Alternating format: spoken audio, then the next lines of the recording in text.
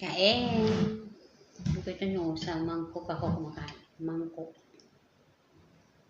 Makaroon yung kinakain natin. Na may manok.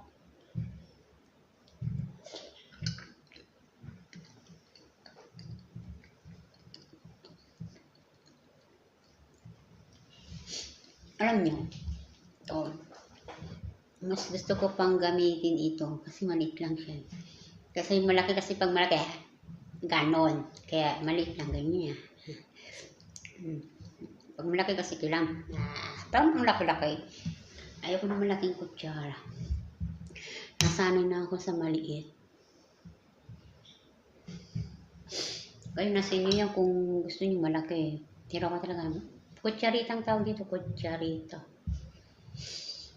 Nasanay na ako sa maliit. Pag malaki kasi, parang malaki sa bibig yun. Parang, ganun eh. Ito kaya gano'n ko lang, diba? Na.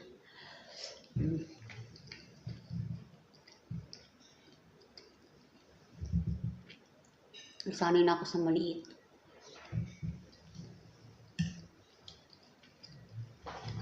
Ito palang kinakain natin. Macaroni. Yan. Yung macaroni natin, may turmeric yan.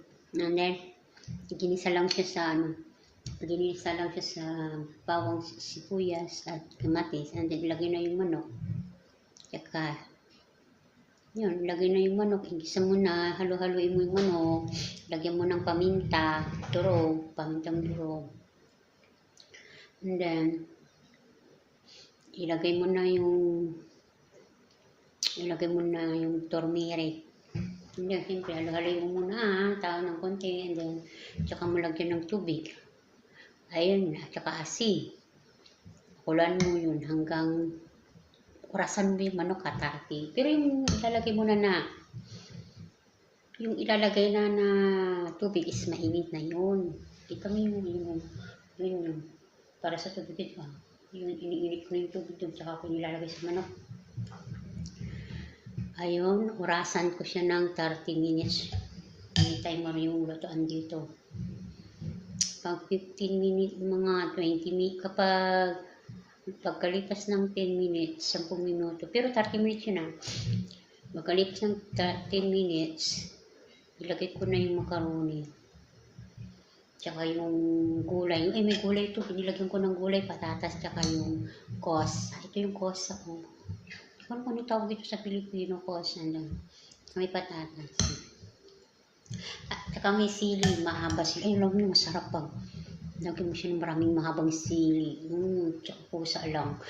Nilagyan ko lang ng patatas kasi isa lang yung pusa natin.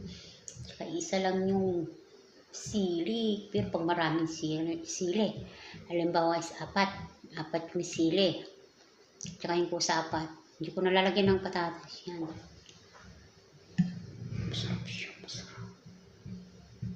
Ginsan mambot. Nantay mo lang, ginsan mambot. Try nyo, masarap.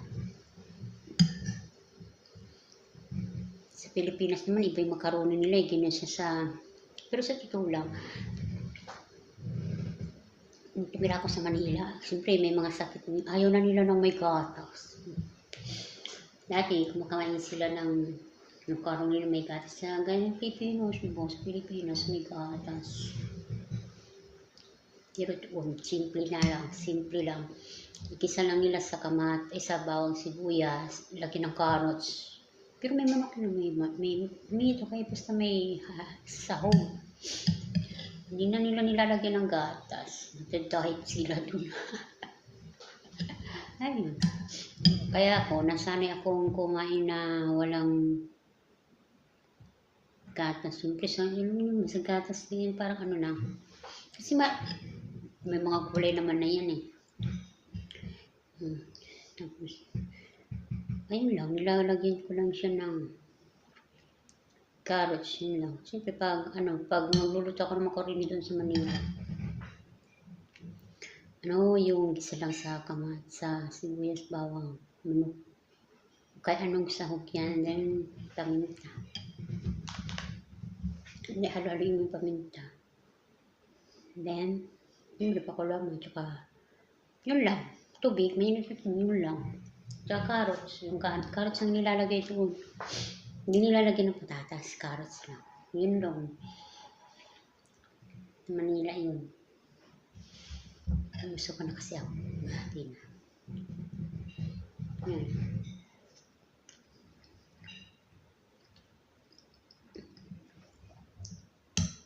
Maraming pwede kong gawin dito sa macaroni. Ito ika nga. Ngayon kasi, halimbawa, nag-macaroni kami ngayon, bukas kanin naman.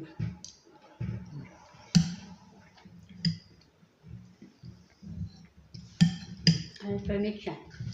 Minsan lang kami kumain dito, minsan lang. Tuwing tanghalian. Ganyan, tanghalian. Minsan lang kami kumain dito. Pero, kami nag-aagahan ako kapilang kasi tinapay. Kung nagutom ka, ano ba, habang naglilinis ko, nagutom ka. Pero, pwede kang mag-snacks lang, isang biscuit lang. Pwede na, yung tubig, okay na. Yung tira ko. Kung ano yung makain dito, di ba, nagutom, di ba? Nag-almusal ako, tinapit kapilang na. Ayun. Tapos, wala pang tanghalian. Nagutom ako, magkakape ako. Kasi pampagising yung kape, pampagising alam mo kapag hindi ako ng kape, antukin ako. And then, tinapay. Habang hindi pa tapos yung tanghalian. Tapos, ito na, tanghalian na namin. Tapos hanggang mamaya na kami kakain sa dinner na.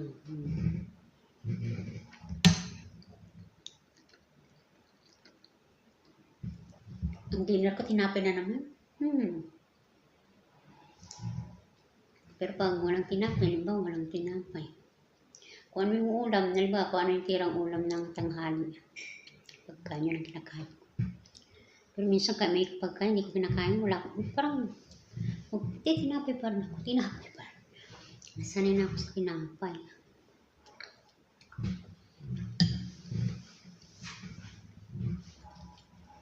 Itong bagong uniform natin, no? Kapag may ano niya hanggang dito. Binili ito lang, walang pambaba. Tara na, kain na tayo. Tuloy ko lang yung pagkain ko. Bye-bye.